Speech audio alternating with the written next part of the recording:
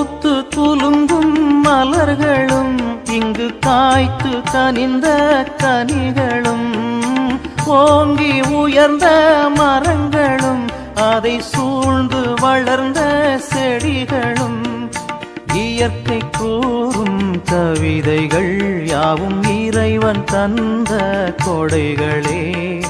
இயற்கை கூறும் கவிதைகள் யாவும் இறைவன் தந்த கொடைகளே.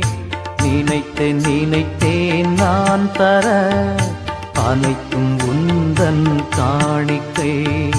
நினைத்தேன் நினைத்தேன் நான் தர அனைத்தும் உந்தன் காணிக்கை. என் இதயம் பாடும் இனிய பாடல் இறைவா உமக்காக.